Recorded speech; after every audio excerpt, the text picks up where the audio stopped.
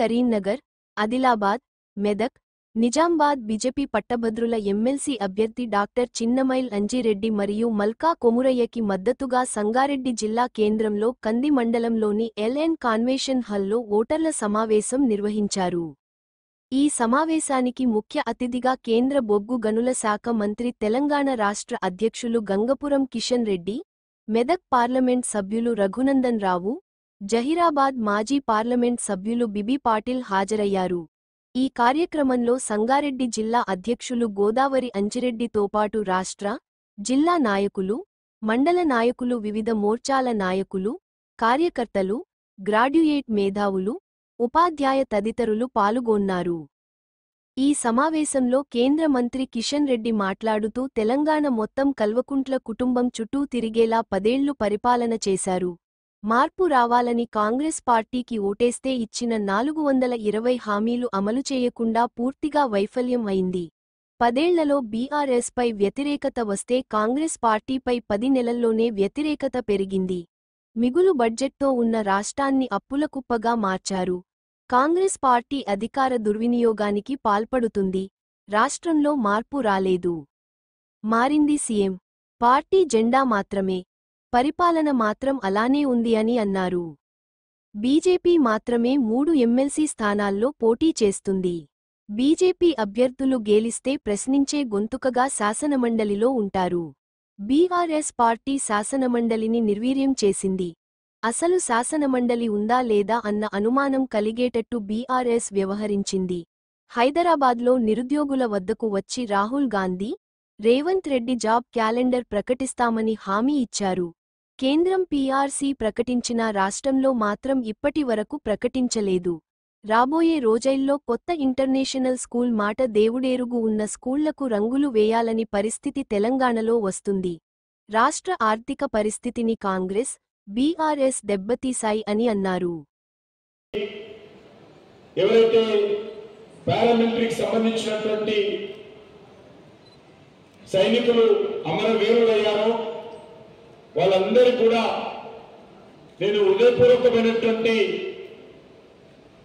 నివాళులు అర్పిస్తూ శ్రద్ధాంజలి ఘటిస్తూ ఈ యొక్క సమావేశం మీకు అందరికీ తెలుసు. ఇది ఎన్నికలకు సంబంధించి సమావేశం. ఈ సమావేశము ఒక్క భారతీయ జనతా పార్టీ మాత్రమే ఈరోజు తెలంగాణలో జరుగుతున్నటువంటి 3 శాసనసభ స్థానాలకు పోటీ చేస్తాం. అది ఖమ్మం, వరంగల్, నల్లగొండ.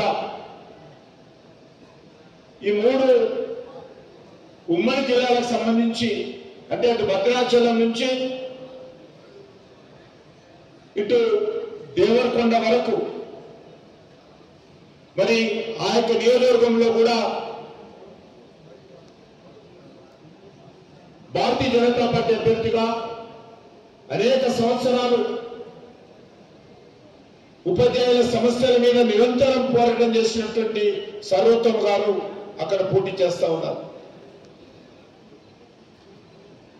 అదేవిధంగా మన స్థానికంగా ఉన్నటువంటి ఈ 4 ఉమ్మడి జిల్లాలకు సంబంధించి మన ఉపాధ్యాయ నియోజకవర్గం నుంచి మల్కా కొమరయ్య గారు బీజేపీ అభ్యర్థిగా పోటీ చేస్తా ఉన్నారు.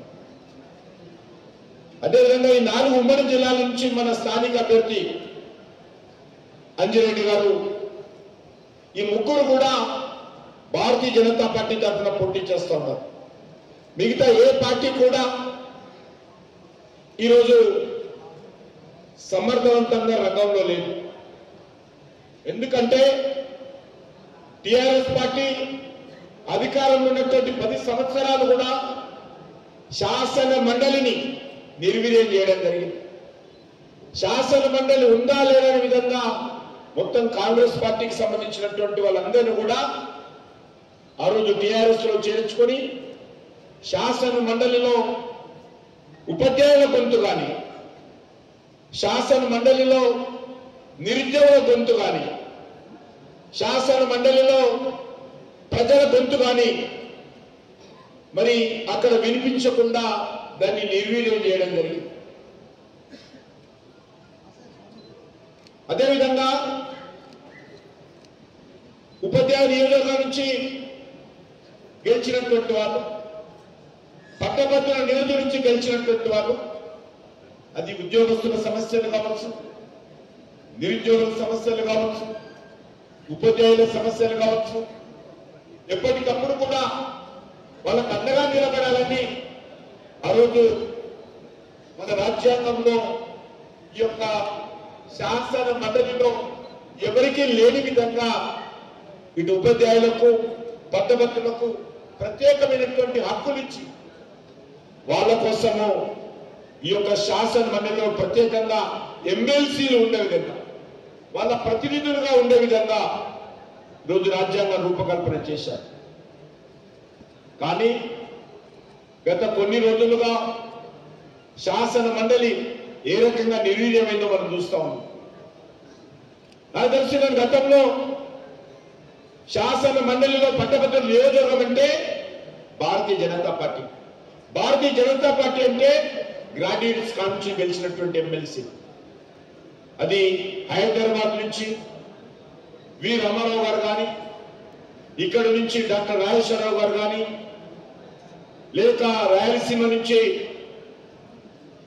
డిఎస్పి రెడ్డి గారు కానీ, విజయవాడ నుంచి జూపుడి యజ్ఞనారాయణ గారు కానీ, విశాఖపట్నం నుంచి పివి చలపతిరావు గారు కానీ, ప్రకాశం నెల్లూరు చిత్తూరు నుంచి పిడతల రంగారెడ్డి గారు కానీ, మొత్తం అన్ని గ్రాడ్యుయేట్స్ కాన్స్టిట్యూన్సీ అన్ని కూడా భారతీయ జనతా పార్టీ అభ్యర్థులే గెలిచేవారు. ఆ రోజు ఉమ్మడి ఆంధ్రప్రదేశ్ లో చివరి శాసన మండలి వరకు కూడా భారతీయ జనతా పార్టీ పూర్తి స్థాయిలో శాసన మండలిలో భారతీయ జనతా పార్టీ ప్రజల గొంతుకై నిలబడిన విషయాన్ని ఈ సందర్భంగా పనిచేస్తాం. కానీ టిఆర్ఎస్ పార్టీ కావచ్చు, ఇప్పుడున్నటువంటి కాంగ్రెస్ పార్టీ కావచ్చు, శాసన మండలి ఉందా లేదా విధంగా ఈరోజు పరిస్థితిని తీసుకొచ్చారు. ఈ విషయాన్ని మనం అందరం దృష్టిలో పెట్టుకోవాలి. నేను ఈ సందర్భంగా ఈ యొక్క ప్రాంతం నుంచి తెలంగాణకు సంబంధించినటువంటి మేధావులకు, విద్యావంతులకు, కవులకు, కళాకారులకు, ఉపాధ్యాయులకు, ఉద్యోగస్తులకు, పట్టభద్రులకు, నిరుద్యోగ యువతకు మనవి చేస్తా ఉన్నాం. ఈ 3 నియోజకవర్గాల్లో భారతీయ జనతా పార్టీ మాత్రమే అన్ని సీట్లలో పోటీ చేస్తాం. ఈ 3 నియోజకవర్గాల్లో భారతీయ జనతా పార్టీ అభ్యర్థులను గెలిపిస్తే తప్పకుండా మా అభ్యర్థులు కానీ పార్టీ కానీ మీకు ఎల్లప్పుడూ అండగా ఉండి మరి ఒక ప్రశ్నించే గొంతుగా, ఒక నిర్మాణాత్మకమైనటువంటి ప్రతిపక్షంగా శాసన మండలిలో ఈరోజు తెలంగాణ వాణి, తెలంగాణ ప్రజా సమస్యలు వినిపించేటువంటి ప్రయత్నం చేస్తాం. శాసన మండలి ప్రాధాన్యత తగ్గుతా ఉందో దాన్ని పునరుద్ధరించేటువంటి ప్రయత్నం కూడా చేస్తాం. గౌరవాన్ని నిలబెట్టేటువంటి ప్రయత్నం కూడా చేస్తాం. కాబట్టి 27 జరగనటువంటి ఎన్నికల్లో భారతీయ జనతా పార్టీ అభ్యర్థులను ఆశీర్వదించాల్సిందిగా, భారతీయ జనతా పార్టీ అభ్యర్థులకు అండగా ఉండాల్సిందిగా, భారతీయ జనతా పార్టీ అభ్యర్థులను ఇటు ఉపాధ్యాయ నియోజకవర్గాల నుంచి పట్టభద్రుల నియోజకవర్గాల నుంచి భారీ మెజార్టీతో మొదటి ప్రాధాన్యత ఓటు వేసి గెలిపించాల్సిందిగా కోరుతా ఉన్నాం. ఈరోజు మనం చూస్తా ఉన్నాం, ఈ రాష్ట్రంలో తెలంగాణ ఏర్పడిన తర్వాత అధికారంలోకి వచ్చినటువంటి టిఆర్ఎస్ పార్టీ ఏ రకంగా తెలంగాణ అంతా కూడా మరి తన కుటుంబం చుట్టూ తిప్పుకున్నదో మనం చూసాం. తెలంగాణ అంటే కేసీఆర్ కుటుంబము అనే విధంగా పరిపాలన చేసి ఒక నియంతృత్వపు ఆలోచనతో మరి దోపిడీ విధానాలతో ఆ రోజు టిఆర్ఎస్ పార్టీ పరిపాలన చూసి మార్పు రావాలనేటువంటి లక్ష్యంతో మరి సంవత్సరం క్రితము జరిగినటువంటి శాసనసభ ఎన్నికల్లో రాహుల్ గాంధీ రేవంత్ రెడ్డి ఇచ్చినటువంటి హామీలను విన్న తర్వాత తెలంగాణలో కాంగ్రెస్ పార్టీ అవకాశం ఇచ్చింది. కానీ ఈరోజు 13-14 నెలలు కావస్తుంది కాంగ్రెస్ పార్టీ అధికారంలోకి వచ్చి. 100 రోజుల్లో పరిష్కారం చేస్తున్నటువంటి 6 గ్యారెంటీలు కానీ మిగతా ఇచ్చినటువంటి 420 సబ్ గ్యారెంటీలు కానీ ఏ ఒక్క హామీ కూడా పూర్తి స్థాయిలో అమలు చేయకుండా కాంగ్రెస్ పార్టీ పూర్తిగా వైఫల్యించింది. టీఆర్ఎస్ పార్టీ మీద వ్యతిరేకత రావడానికి 10 సంవత్సరాలు పట్టింది. కానీ కాంగ్రెస్ పార్టీ మీద వ్యతిరేకత రావడానికి 10 నెలలే పట్టింది. ఈరోజు తెలంగాణ సుమారు 1500 మంది తెలంగాణ బిడ్డలు ఆత్మ బలిదానం చేసుకొని తెలంగాణ సాధిస్తే వచ్చిన తెలంగాణ ఈరోజు ఏ రకంగా పరిపాలన చేస్తా ఉన్నారు అందరూ ఆలోచన చేయాల్సిన అవసరం. తెలంగాణ అమరవీరుల ఆకాంక్షలకు అనుగుణంగా తెలంగాణ ముందుకెళ్తా ఉందా అందరూ కూడా ఆలోచన చేయాల్సిన అవసరం. మిగులు బడ్జెట్స్ గా ఉన్నటువంటి తెలంగాణ ఈరోజు టిఆర్ఎస్ పాలనలో కాంగ్రెస్ పాలనలో అప్పుల రాష్ట్రంగా మారిపోయింది. అప్పుల తెలంగాణగా మారిపోయింది. ఈరోజు ఎక్కడ చూసినా కూడా ఆ రోజు టిఆర్ఎస్ పార్టీ పాలక పార్టీ, ఈరోజు కాంగ్రెస్ పార్టీ పాలక పార్టీకి సంబంధించినటువంటి ఎమ్మెల్యేలు ఏ రకంగా బెదిరిస్తా ఉన్నారో, ఏ రకంగా భూములు ఆక్రమించుకుంటున్నారో, ఏ రకంగా ప్రభుత్వం తమ చెప్పు చేతల్లో పెట్టుకొని అధికార దుర్వినియోగం చేస్తా ఉన్నారో మనం చూస్తా ఉన్నాం. ఈ రాష్ట్రంలో కాంగ్రెస్ పార్టీ ఎన్నికలకు ముందు హామీలు ఇచ్చినప్పుడు ఈ హామీలు ఏ రకంగా అమలు చేస్తామో, ఏ రకంగా ఆర్థిక వనరులు సమకూర్చుకుంటామో ఏది కూడా ఆలోచన చేయలేదు. ఆ రోజు ఓట్లు కావాలా, అధికారం కావాలా, దానికోసము ఏదైనా అనేక రకాల హామీలు ఇచ్చారు. మరి ఈరోజు తెలంగాణ సమాజం ప్రశ్నిస్తుంది కాంగ్రెస్ పార్టీ, ఈరోజు తెలంగాణ సమాజము ప్రశ్నిస్తుంది రాహుల్ గాంధీని, తెలంగాణ నిరుద్యోగులు ప్రశ్నిస్తున్నారు రేవంత్ రెడ్డిని. ఏమైంది మీ హామీలు అడుగుతా ఉన్నారు? ఇచ్చినటువంటి హామీలు ఎందుకు అమలు చేయలేకపోతా ఉన్నారు? లేనప్పుడు ఏ రకంగా మిమ్మల్ని విశ్వసించాలో ఈరోజు ఆలోచన చేయాలి. రాష్ట్రంలో మార్పు రాలా, మార్పు ముఖ్యమంత్రి ఒకడే మారాడు, మారింది ఒక జెండానే మారింది, పేరే మారింది, కానీ అదే రకమైనటువంటి పరిపాలన, అహంకారపూరితమైనటువంటి పరిపాలన, దోపిడీ పాలన, ప్రజలకు ఇచ్చినటువంటి హామీలు అమలు చేయనటువంటి పాలన, ఒక దుర్మార్గమైనటువంటి పాలన.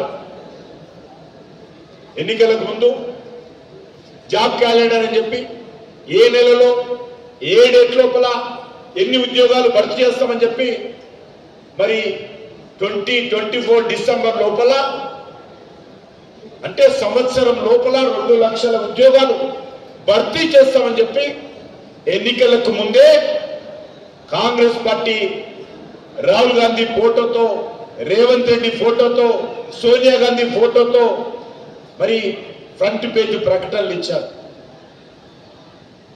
ఈ రాష్ట్రంలో ఉన్న నిరుద్యోగులు ఆ రోజు కాంగ్రెస్ పార్టీ ఇచ్చినటువంటి హామీలను చూసి, టిఆర్ఎస్ పార్టీ యొక్క వైఫల్యాలను చూసి నిరుద్యోగ యువత కాంగ్రెస్ అండగా నిలబడింది. హైదరాబాద్ లో ఏదైతే ఉద్యోగస్తులకు సంబంధించినటువంటి ఉద్యోగ నియామకాలకు సంబంధించినటువంటి కోచింగ్ సెంటర్ ఉంటుందో మషూరాబాద్, గాంధీనగర్, అశోక్ నగర్ ప్రాంతంలో ఉన్నటువంటి లైబ్రరీ వద్దకు రాహుల్ గాంధీ వచ్చాడు, రేవంత్ రెడ్డి వచ్చాడు, వాళ్ళందరినీ కలిశారు. తెలంగాణ వచ్చిన తర్వాత ఈ టిఆర్ఎస్ పార్టీ ఏమీ చేయలేదు, మీకు అన్యాయం చేసింది, ఉద్యోగం మోసం చేసింది, మేము అధికారంలోకి వస్తే ఇది జాబ్ క్యాలెండరు, దీని ప్రకారం ఉద్యోగాలు ఇస్తా అని చెప్పి నిరుద్యోగులతో హామీ ఇచ్చారు. కానీ ఈరోజు చూస్తా ఉంటే మోసం చేశారు. ఇచ్చిన హామీ ప్రకారము, ప్రకటించినటువంటి జాబ్ క్యాలెండర్ ప్రకారము ఉద్యోగ నియామకాలు జరగలేదు. ఈరోజు ఏ రకమైనటువంటి పరిస్థితి ఉందంటే ఉద్యోగస్తులకు ఇవ్వాల్సినటువంటి, ఉపాధ్యాయులకు ఇవ్వాల్సినటువంటి డిఏలు ఇవ్వడం లేదు. వేతన సవరణ సంబంధించి పిఆర్సి ఇంతవరకు ప్రకటించదు. కేంద్ర ప్రభుత్వం ప్రకటించింది, కానీ రాష్ట్ర ప్రభుత్వం ప్రకటించదు. ఈరోజు రిటైర్ అయిపోతే టీచర్స్, రిటైర్ అయిపోయినటువంటి ప్రభుత్వ ఉద్యోగులు వాళ్ళకు రావాల్సినటువంటి బెనిఫిట్స్ సకాలంలో ఇవ్వనటువంటి పరిస్థితి ఈ రాష్ట్రంలో కనిపిస్తుంది. రానున్న రోజుల్లో ప్రభుత్వ పాఠశాలలకు కొత్త బిల్డింగులు కట్టడం దేవుడరు. ఈయన ఇంటర్నేషనల్ స్కూల్స్ మండల్లో పెడతారని చెప్పారు కాంగ్రెస్ పార్టీ నాయకులు. ఇద్దరు ఎగిరెగిరి మాట్లాడారు ఎలక్షన్స్. కొత్త ఇంటర్నేషనల్ స్కూల్ దేవుడరగా ఉన్న స్కూళ్లకు సున్నమేలైనటువంటి పరిస్థితుల్లో ఈరోజు ప్రభుత్వం విద్యార్థులు కూర్చున్నటువంటి ఫర్నిచర్ విరిగిపోతే కొత్త ఫర్నిచర్ ఇవ్వలేనటువంటి దౌర్భాగ్యమైనటువంటి పరిస్థితుల్లో తెలంగాణ ఆర్థిక వ్యవస్థ ఉంది. ఇంత దుర్మార్గంగా ఈ ప్రభుత్వం 2014లో మిగులు బడ్జెట్ ఉన్నటువంటి తెలంగాణ చేతగాని తనంతో, అవినీతితో, అసమర్థతతో, అహంకారంతో, దుబారా ఖర్చుతో పోజులు కొట్టి ఈరోజు తెలంగాణని ఈరోజు అప్పుల తెలంగాణ మార్చినటువంటి ఘనత ఈ రెండు పార్టీలకు దక్కుతుంది. అద్భుతమైనటువంటి తెలంగాణ నాకు. ఈ తెలంగాణను దేశంలోనే ఒక ఆదర్శమైనటువంటి తెలంగాణ, దేశంలోనే అభివృద్ధి చెందినటువంటి రాష్ట్రంగా తెలంగాణ అభివృద్ధి చేసుకోవడానికి అవకాశం. కానీ ఈనాటి రాహుల్ గాంధీ కుటుంబం కానీ, అంతకుముందున్నటువంటి కేసీఆర్ కుటుంబం కానీ తెలంగాణ వచ్చిన తర్వాత తెలంగాణకు న్యాయం చేయలేదనే విషయాన్ని ఈ సందర్భంగా అర్థం చేసుకోండి. మీకు అందరికీ తెలుసు, జైరాబాద్లో భారతీయ జనతా పార్టీ నేతృత్వంలో ఈరోజు ఇండస్ట్రియల్ పార్క్ డిక్లేర్ చేయడం జరిగింది. అంతేకాదు కాజీపేటలో కోచ్ ఫ్యాక్టరీ నిర్మాణానికి వేగవంతంగా పనులు పూర్తవుతా ఉన్నాయి. ఈ సంవత్సరం ఎండింగ్ లోపల కోచ్లు తయారు చేసేటువంటి అవకాశం. వరంగల్లో మెగా టెక్స్టైల్ పార్క్ ప్రకటించాము. మన ఈ యొక్క కరీంనగర్లో యూరియా ఫ్యాక్టరీకి నరేంద్ర మోడీ గారు శంకుస్థాపన చేసి వారే ప్రారంభించారు. ఈరోజు యూరియా ఉత్పత్తి అవుతా ఉంది. ఎన్టీపీసీ ఆధ్వర్యంలో సుమారు ఈరోజు 5,000-6,000 కోట్ల రూపాయలతోటి విద్యుత్ ఉత్పత్తి జరుగుతూ ఉంది. ఇంకా మరికొంతగా కొన్ని యూనిట్లు వస్తాయి. ఈరోజు జాతీయ రహదారులు అద్భుతంగా నిర్మాణం అవుతా ఉన్నాయి. హైదరాబాద్ నుంచి మీరు నర్సాపూర్ రోడ్డు చూసుకున్నా, హైదరాబాద్ నుంచి మీరు బాంబే రోడ్డు తీసుకున్నా, హైదరాబాద్ నుంచి నాగపూర్ రోడ్డు తీసుకున్నా, హైదరాబాద్ నుంచి మీరు మరి ఛత్తీస్గఢ్ రోడ్డు తీసుకున్నా, హైదరాబాద్ నుంచి విజయవాడ రోడ్డు తీసుకున్నా, హైదరాబాద్ నుంచి బెంగళూరు రోడ్డు తీసుకున్నా, అన్ని రాష్ట్రాలకు సంబంధించి వెళ్ళేటువంటి అద్భుతమైనటువంటి రహదారులు ఈరోజు నరేంద్ర మోడీ గారు నిర్మాణం చేశారు. తెలంగాణలో 33 జిల్లాలు ఉంటే 32 జిల్లాలతోటి కేంద్ర ప్రభుత్వ నిధులతో, జాతీయ రహదారులతో అనుసంధానం చేసినటువంటి ఘనత భారతీయ జనతా పార్టీకి, నరేంద్ర మోడీ గారి ప్రభుత్వాన్ని దక్కుతుంది. మేము ఇళ్ళలో ఉన్నటువంటి ఉపాధ్యాయులు ఎవరున్నప్పుడు కూడా వాళ్ళందరితో మాట్లాడి వాళ్ళ యొక్క ఆశీస్సులు భారతీయ జనతా పార్టీకి అందించే విధంగా తెలంగాణ సమాజం అంతా కూడా ముందుకు రావాల్సిందిగా కోరుకుంటున్నాను. చివరగా ఈ యొక్క మెదక్ పార్లమెంట్ నియోజకవర్గం నుంచి ఆ రోజు టైగర్ నరేంద్ర గారు గెలిచారు. మళ్ళీ ఈ ఇటీవల జరిగినటువంటి 8 నెలల క్రితం జరిగినటువంటి ఎన్నికల్లో మరొక మా టైగర్ రఘునందన్ రావు గారిని గెలిపించడం జరిగింది. కాబట్టి నేను ఈ యొక్క మెదక్ పార్లమెంట్ నియోజకవర్గ ప్రజలకు కూడా మనస్ఫూర్తిగా ఎన్నికలకు ముందు వచ్చాను, ఎన్నికల ప్రచారం వచ్చేప్పుడు వచ్చాను, చెప్పాను తప్పకుండా రఘునందనరావు గెలుస్తారని చెప్పాను. మరి పార్టీ పిలుపు మేరకు మీరందరూ ఆశీర్వదించి మరి రఘునందనరావు గెలిపించారు. తప్పకుండా ఈ యొక్క మెదకులో ఏ సమస్య వచ్చినా రఘునందనరావు గారి నాయకత్వంలో, మరి బీబీ పటేల్ గారి నాయకత్వంలో, మరి ఇక్కడ ఉన్నటువంటి పార్టీల జిల్లా కమిటీల నాయకత్వంలో అంకిత భావంతో పనిచేస్తాము.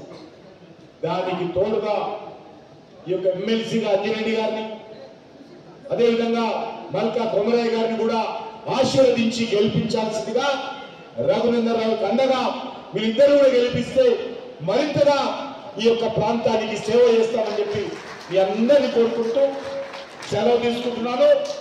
27వ తేదీ మీకు తెలిసినటువంటి వాళ్ళు, మీ బంధువులు ఎవరైతే ఓటర్ లిస్టులో నమోదు చేసుకున్నారో అందరికి కూడా మీరు వ్యక్తిగతంగా కలిసి బీజేపీ అభ్యర్థులను గెలిపించే విధంగా వాళ్ళని ఒప్పించి మెప్పించి మరి 27వ తేదీన జరిగినటువంటి పోలింగ్ లో భారీ మెజార్టీతో ఈ యొక్క ఇద్దరు అభ్యర్థులు నీతి నిజాయితీ కట్టుబడినటువంటి వాళ్ళు, ఈరోజు ప్రజాసేవ చేయాలనే లక్ష్యంతో ముందుకు వచ్చినటువంటి వాళ్ళు, వీరిద్దరు కూడా గెలిపించాల్సిందిగా నేను అన్ని వర్గాల ప్రజలను కోరుకుంటూ సెలవు తీసుకుంటున్నాను.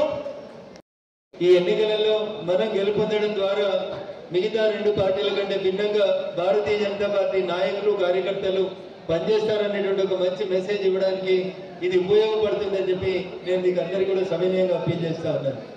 సమస్యల గురించి అంజిరెడ్డి గారు, కొమరయ్య గారు సుదీర్ఘంగా మాట్లాడినారు. నేను రెండు విషయాలు చెప్పి ముగించదలుచుకున్నాను. ఒకటి, భారతీయ జనతా పార్టీ అధికారంలోకి వస్తే రాష్ట్రంలో అధికారంలోకి వచ్చిన మరుక్షణం ఈ రాష్ట్రంలో 10 సంవత్సరాల టీఆర్ఎస్ పాలనలో 14 నెలల కాంగ్రెస్ పాలనలో ఈ రెండు ప్రభుత్వాలు కూడా ప్రభుత్వ ఉద్యోగులని 317 జీవో పేరిట భర్త ఒక దగ్గర, భార్య ఒక దగ్గర రకరకాలైనటువంటి అవస్థలు పడుతుంటే అటు టీఆర్ఎస్ ప్రభుత్వం కానీ 14 నెలల కాంగ్రెస్ ప్రభుత్వం కానీ నిమ్మకు నీరెత్తినట్టు వివరించినే తప్ప ఎక్కడ కూడా ఉద్యోగుల పక్షాన ఒక్క సెకండ్ కూడా ఆలోచించినటువంటి తరుణం అటు కేసీఆర్ కానీ ఇటు రేవంత్ రెడ్డి సర్కార్ కానీ దొరకలేదు. మిత్రులారా, మీకు అందరికీ నేను ఒకటి సవినయంగా అప్పీల్ చేస్తా ఉన్నాను. భవిష్యత్తులో ఈ ఎన్నికలలో గెలిచిన తర్వాత మా ఇద్దరు అభ్యర్థులు, అదే రకంగా వరంగల్ నుంచి గెలిచి వచ్చేటువంటి సర్వోత్తమ్ రెడ్డి గారు కూడా ఖచ్చితంగా 317 జీవో రద్దు కోసం శాసన మండలిలో మీ గొంతుకై నిలబడతారు, ప్రశ్నిస్తారు. ఖచ్చితంగా 317 జీవో రద్దు అనేది కేవలం భారతీయ జనతా పార్టీతో మాత్రమే సాధ్యమైతే తప్ప ఫామ్ హౌస్ పాలనతోడు, అన్నదమ్ముల పాలనతోడు అది సాధ్యం కాదని చెప్పి చాలా స్పష్టంగా ఒకసారి మీరు అందరూ కూడా అందరికి చెప్పాల్సినటువంటి అవసరం ఉంది. ఉపాధ్యాయ మిత్రులైతే స్పౌస్ ట్రాన్స్ఫర్ విషయం లోపల గడప ఎమ్మెల్యే దగ్గర నుంచి మొదలుకుంటే మంత్రి దాకా ప్రతి గడప దొక్కుతూ మా భార్య ఎక్కడో నారాయణఖేడ్లో ఉంది, నేను ఎక్కడో సిద్దిపేటలో ఉన్నాను సార్, రకరకాల అవస్థలు అవుతున్నాయని సుమారు 3-4 సంవత్సరాలుగా కంటిన్యూస్ గా తిరుగుతా ఉంటే కూడా చలనం లేని ప్రభుత్వం, దున్నపోతు మీద నీళ్లు పడ్డట్టు వ్యవహరిస్తున్నటువంటి ప్రభుత్వం, అసలు ఉపాధ్యాయుల కష్టాలేదో కూడా ఆలోచించకుండా మెదులుతున్నటువంటి ప్రభుత్వం ఏదైనా ఉందంటే అది పోయిన ప్రభుత్వమైనా ప్రస్తుత ప్రభుత్వమైనా అట్లే మెదులుతా ఉంది. మాటలు కోటలు దాటుతాయి, చేతలు తంగేళ్లు దాటాయి అని చెప్తారు. మమ్మల్ని అధికారంలోకి తీసుకురండి, కాంగ్రెస్ అధికారంలోకి వస్తే పెండింగ్ లో ఉన్న 5 డిఏలు ఇస్తామని చెప్పిండు. 5 డిఏల సంగతి దేవుడు కానీ ఒక డిఏ అనౌన్స్ చేసిండు. అనౌన్స్ చేసిన డిఏ డబ్బులు కూడా ఇయ్యనడు దాకా ప్రభుత్వ ఉద్యోగులకు ఇయ్యనటువంటి దుర్మార్గమైనటువంటి ప్రభుత్వం ఏంటంటే కాంగ్రెస్ పార్టీ ప్రభుత్వం. ఇంతకుముందు పేరు మీద ఉన్నవారిని బాధపడేటువంటి ప్రభుత్వ ఉద్యోగులు ఇలా పేరు మీదకి వెళ్ళి పోయినాడేటువంటి బాధపడాల్సినటువంటి స్థితి వచ్చింది. అందుకని మిత్రులారా, దయచేసి ఈ ఎన్నికలు భవిష్యత్తులో వచ్చేటువంటి రాష్ట్ర శాసనసభ ఎన్నికలకి ఒక మేలు మలుపుగా కనబడాలి. ఎందుకంటే ఇటువైపు 4 జిల్లాలు, అటువైపు 3 జిల్లాలు. తెలంగాణ రాష్ట్రంలో ఉన్నటువంటి 10 ఉమ్మడి జిల్లాలలో 7 జిల్లాలలో జరుగుతున్నటువంటి ఎన్నికలలో గువ్వ ఉడికిందా అంటే 2 అన్నం వెతుకుని చూసినట్టు చదువుకున్న వాళ్ళు, గ్రాడ్యుయేట్స్, టీచర్స్, అడ్వకేట్లు, లాయర్లు అందరూ కూడా ఈ ప్రభుత్వం మీద విరక్తితో ఉన్నారనేటువంటి మెసేజ్ పోవాలంటే ఖచ్చితంగా కూడా గ్రాడ్యుయేట్స్ ఎమ్మెల్సీ అభ్యర్థిని, అదే రకంగా టీచర్స్ ఎమ్మెల్సీ అభ్యర్థిని ఇద్దరిని కూడా మీరు గెలిపించాలని ఈ సందర్భంగా సవినయంగా అప్పీల్ చేస్తా ఉన్నాను. పోతే మరి ఈ రోజు వరకు రిటైర్డ్ అయినటువంటి ప్రభుత్వ ఉద్యోగుల సంఖ్య సుమారు 8,000 నుంచి 9,000 మంది ప్రభుత్వ ఉద్యోగులు మార్చి 2024 నుంచి ఇప్పటిదాకా రిటైర్డ్ అయినారు. ఈ రిటైర్డ్ అయినటువంటి ప్రభుత్వ ఉద్యోగులకి ఏమీ అడుగుతున్నారు, మేము పనిచేసినప్పుడు మా జీతాలకి మేము జరంతా దాచిపెట్టుకున్నటువంటి గ్రాట్యుటీ పెన్షన్ మా రిటైర్మెంట్ బెనిఫిట్స్ ఏమన్నా ఇవ్వని అడిగితే ఆ బెనిఫిట్స్ ఇచ్చేందుకు 10,000 కోట్ల రూపాయలు ఖర్చు అవుతుంది. కాబట్టి 2027 లేదా 29లో చెల్లుబాటు అయ్యేటట్టు ఎఫ్డీలు ఇస్తుంది రేవంత్ రెడ్డి సర్కార్. ఇప్పుడు రిటైర్ అయినాక ఇల్లు కట్టుకోవడమో, బిడ్డ పెళ్లి చేసుకోవడమో, ఓ ప్లాట్ కొనుక్కోవడమో లాంటి మంచి పనులకి ఆ రిటైర్మెంట్ బెనిఫిట్స్ ఉపయోగపడతాయని చెప్పి ప్రభుత్వ ఉద్యోగులు ఆశపడితే ఆయన సర్కారు అయిపోయినాక మళ్ళీ అసెంబ్లీ ఎన్నికల అప్డేట్ డేట్ వేసి ఒక పోస్ట్ డేటెడ్ చెక్స్లు ఇచ్చి కాంగ్రెస్ ప్రభుత్వం తన చేయి దులుపుకోవాలనుకుంటుంది. అందుకని ఈ రాష్ట్రంలో కాంగ్రెస్ టిఆర్ఎస్ ఈ రెండు కూడా నాణానికి ఒకటి బొమ్మ అయితే ఇంకొకటి పొలుసు టైపు. నువ్వు కొట్టినట్టు చేయి, నేను ఏడ్చినట్టు చేస్తా, పేపర్లో నీ పేరు నా ఫోటో తప్ప వేరేది ఏం రావద్దు, కనబడద్దు అనేటువంటి రీతిలో అటు కాంగ్రెస్ టిఆర్ఎస్ రెండు కలిసి ఆడుతున్నటువంటి దమన నీతికి ముగింపు పలకాలంటే ఇటు గ్రాడ్యుయేట్స్ టీచర్స్ ఎన్నికలలో ఉమ్మడి 7 జిల్లాలలో ఉన్నటువంటి చదువుకున్నటువంటి మేధావులు, విజ్ఞులు, ఉద్యోగస్తులు, మా జర్నలిస్టు మిత్రులందరూ కూడా దాదాపు ఓటు ఉంటుందని అనుకుంటాం. మీరు కూడా అందరూ మా పక్షాన్ని ఉండాలి. ఎందుకంటే పోయినైనా చెప్పిండు వరంగల్ వరదలు వచ్చినప్పుడు జర్నలిస్టులందరికీ మంచి మంచి ఇల్లు కట్టిస్తాం, డబుల్ బెడ్రూమ్ కి ఇంకో బెడ్రూమ్ కలిపి జర్నలిస్టులకి 3 బెడ్రూమ్లతో ఇల్లు ఇస్తా అన్నాడు. వరంగల్ కట్టలే, నల్లగల్ల కట్టలే, గోపన్పల్లిలో కట్టలే. ఆఖరికి సుప్రీంకోర్టు చెప్పింది వకీళ్ళకి, జడ్జిలకి, ఎమ్మెల్యేలకి, ఎంపీలకి, జర్నలిస్టులకి ఎవరికి ప్లాట్లు ఇవ్వద్దు అని చెప్పింది. పోయినాడు 10 ఏళ్ళ అధికారంలో ఉండి పెద్ద పెద్ద ఫామ్ హౌస్లు కట్టుకున్నాడు, కానీ జర్నలిస్టులకి డబుల్ బెడ్రూమ్లో కానీ 3 బెడ్రూమ్ ఇవ్వలేకపోయాడు. ఈ వచ్చిన ఆయన ఏమైనా చేస్తాడంటే ఈయన కూడా ఏం చేస్తలేడు. అందుకని ఆలోచించాల్సినటువంటి వ్యక్తులకి ఓటేసేటువంటి అవకాశం వచ్చింది. ఒక మేధావి మౌనంగా ఉంటే ఈ దేశం 10 ఏళ్ళు ఆయన పాలనలో కూడా చాలా నష్టపోయింది, చాలా ఎన్నుకోపోయింది. మళ్ళీ ఇప్పుడు మేధావులైనటువంటి మీరు అట్లే తప్పుడు నిర్ణయం తీసుకొని ఓట్లు తప్పుకేస్తే ఖచ్చితంగా మళ్ళీ ఈ రాష్ట్ర భవిష్యత్తుని ఇంకొక 10 సంవత్సరాల అంధకారంలో నెట్టడానికి మీరందరూ కూడా సహాయపడ్డోళ్ళు అవుతారు. అందుకని గౌరవ పెద్దలు రాష్ట్ర అధ్యక్షులు వచ్చిన్నారు కాబట్టి ఎక్కువ సమయం తీసుకోవడం సమంజసం కాదు. త్రోట్లు కూడా ఎక్కువ సపోర్ట్ చేస్తలేదు కాబట్టి అవకాశం ఇచ్చినటువంటి వేదిక మీద ఉన్నటువంటి పెద్దలకి, వేదిక ముందున్నటువంటి గౌరవ ఉపాధ్యాయులకి, అదే రకంగా గ్రాడ్యుయేట్ మిత్రులందరికీ పేరు పేరున శిరస్సు వచ్చి నమస్సుమాంజలు తెలియజేస్తూ ఫిబ్రవరి 27వ తారీఖున జరగనున్నటువంటి ఎన్నికల్లో అటు గ్రాడ్యుయేట్స్ ఎమ్మెల్సీ అభ్యర్థి అంజిరెడ్డి గారి పేరు ఎదురుగా 1, అదే రకంగా టీచర్స్ ఎమ్మెల్సీ అభ్యర్థి గౌరవనీయులు మల్క కొమరయ్య గారి పేరు ఎదురుగా సీరియల్ నెంబర్ 1 అన్న. చాలా మంది రైట్ పెడతారు, ONE 1 రాస్తారు, లేకపోతే రోమన్ అంకె రాస్తారు. ఏం రాయకూరి మనమంతా కానీ ఎండాకాలం చదువు చెట్ల కింద చదువుకొచ్చినప్పుడు ఒకటి ఎట్లా వేసినామో ఒక్కటి వేస్తే చాలు. మీరు పైన ఇట్లా కింద ఇట్లా పెట్టి రోమన్ లెటర్ వేసినా, ONE 1 అని రాసినా, స్ప్రింగ్ కొట్టినా, లేకపోతే ఇంకేదో కార్యక్రమంలో శివరాత్రి నిద్రమత్తులో పోయి పేపర్ బ్యాలెట్ అడ్డం పెట్టి ఇట్లా గీత పెట్టినా దయచేసి ఆ ఓటు ఇన్వాలిడ్ అవుతుంది. కాబట్టి మన కార్యకర్త బంధువులందరూ కూడా ఓటర్లంతా చదువుకున్న వాళ్ళే కాబట్టి మళ్ళీ ఒకసారి వాళ్ళని కలిసినప్పుడు సరి అయినటువంటి రీతి లోపల వాళ్ళు ఓటు వేసే రీతి లోపల వాళ్ళని ఎంకరేజ్ చేయాలని వేడుకుంటూ అవకాశం ఇచ్చినటువంటి వేదిక మీద ఉన్నటువంటి పెద్దలందరూ కూడా కృతజ్ఞత వందనాలు తెలియజేస్తూ సెలవు తీసుకుంటా ఉన్నాను. జై హింద్, జై భారత్. पार्लियामेंट के बाद जो भी इलेक्शंस हो गए, महाराष्ट्र इलेक्शंस हो, हरियाणा इलेक्शंस हो, दिल्ली के इलेक्शंस हो, वो तीनों में इलेक्शन में बीजेपी पार्टी बहुत जोर से अच्छे मेजॉरिटी से जीत गया, इसलिए सबको बधाई देना चाहता हूँ। 26 साल के बाद दिल्ली में अपना सरकार आई है। पिछले 10 साल के जो कार्यकाल देखने के बाद सब लोग को लगता है कि गवर्नमेंट होना, डेवलपमेंट होना, कुछ अच्छा होना हो तो बीजेपी को वोट देना चाहिए, बीजेपी को गवर्नमेंट में लेकर आना चाहिए। यही सोच से तीनों स्टेट का फिर से सरकार में आए हुए हम सभी लोग महाराष्ट्र में भी इंचार्ज थे, इधर हमारे दिल्ली में भी इंचार्ज थे। सब लोग हम काम करने के टाइम पे लोगों का जो फीडबैक था, लोगों का जो सोच था बीजेपी के तहत था, इसलिए अभी आने वाले 27 तारीख के इलेक्शन में एक माइक्रो प्लानिंग करके हम लोग काम करना चाहिए। क्योंकि जनरल इलेक्शन में पब्लिक मीटिंग, जनरल मीटिंग लगा के बड़े बड़े लोगों की मीटिंग करते हैं, उस तरीके की मीटिंग की आपको जरूरत है। क्यों बोले तो हमारे पास ग्रेजुएट के 4,41,000 वोट है और हमारे टीचर्स भी क्या कि 28,000 वोट से, इसलिए एक वोट के लिए अपन काम करना चाहिए। एक आदमी ने, हमारे कार्यकर्ता ने 25 वोट के लिए आदमी तैयार करके 25 वोट की जिम्मेदारी लेंगे तो डेफिनेटली आने वाला प्रोग्राम अपन सक्सेसफुल करके वोटिंग कराने का काम करा सकते हैं। उसी के साथ साथ खास करके BJP government SC, BC, OBC, minority, महिला, यूथ के लिए काम करने वाली सरकार है।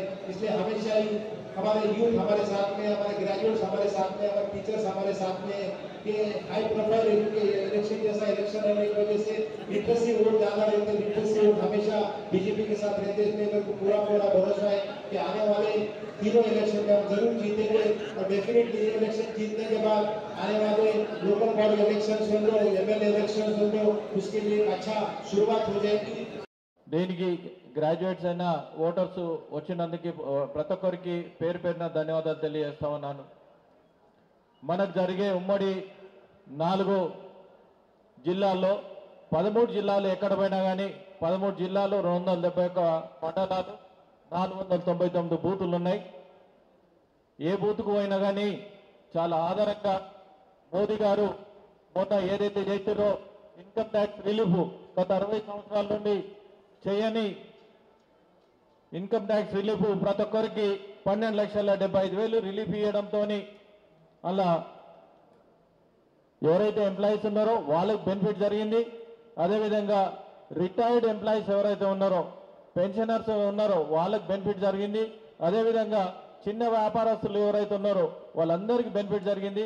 అదేవిధంగా చిన్న ఏది ఇండస్ట్రియలిస్ట్ ఉన్నారో, స్మాల్ స్కేల్ ఇండస్ట్రీ, వాళ్ళందరూ బెనిఫిట్ జరిగింది. ఎప్పుడైతే ఇది అనౌన్స్ చేసిరో మొన్న మీరు చూసిరు ఢిల్లీలో ఖాతా తెరవని కాంగ్రెస్ 100 సంవత్సరాల చరిత్రలో ఒక్క సీటుకు రాలేదు. దీన్ని బట్టి ఆలోచన చేస్తారు. వీళ్ళు ఇక్కడ ఏవైతే హామీలు ఇచ్చిరో నెరవేర్చని హామీలు ఇచ్చిరు వీళ్ళు. వాళ్ళందరికీ అన్ని వర్గాలకు మోసం చేసిన కాంగ్రెస్ ఉద్యోగాల విషయంలో తీసుకున్నా, విద్యార్థుల విషయంలో తీసుకున్నా, రైతుల విషయంలో తీసుకున్నా, నిరుద్యోగ వృత్తి ఏదైతే మీరు 4,000 ఇస్తా అని చెప్పారో, మీరు ఓటు అడగాలంటే ప్రతి ఒక్కరికి 56,000 అకౌంట్లు వేసినాకనే ఓటు అడగాలని డిమాండ్ చేస్తా ఉన్నాం. మహాలక్ష్మి పథకం ఏదైతే 2,500 మీరు ఇస్తా అన్నారు, వాళ్ళందరికీ ఆడపడుచులకు 35,000 ఇచ్చినాకనే ఓటు అడగాలని డిమాండ్ చేస్తా ఉన్నాం. అదేవిధంగా ఏదైతే నిరుద్యోగ నోటిఫికేషన్ ఇస్తున్నారు, 2 లక్షల ఉద్యోగాలు ఇచ్చిన తర్వాతనే ఓటు అడగాలని డిమాండ్ చేస్తా ఉన్నాం. ఇన్ని పచ్చి మోసాలు చేసిన కాంగ్రెస్ వాళ్ళు ఏ పార్టీకి ఓటేసినా వాళ్ళందరూ కాంగ్రెస్కే టచ్ చేసి కాంగ్రెస్లే పోతుంది, 10లో 11 అవుతారు. మీకు ప్రశ్నించే గొంతు కావాలంటే భారతీయ జనతా పార్టీకి ఓటేసి రాబోయే రోజుల్లో, ఎందుకంటే మోదీ గారు చూస్తూ ఉన్నారు అవినీతి లేని రాజ్యం మన భారతీయ జనతా పార్టీ.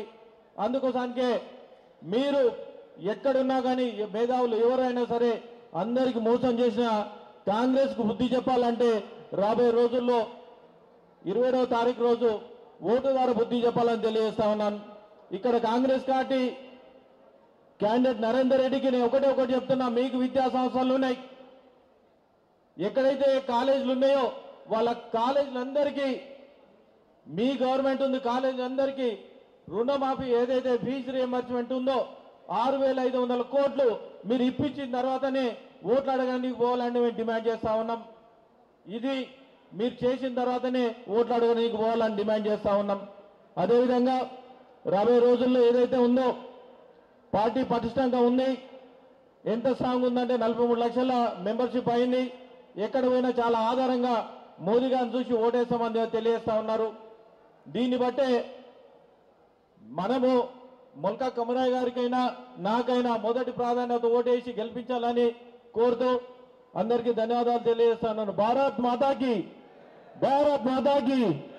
జై శ్రీరామ్, జై శ్రీరామ్. Thank you.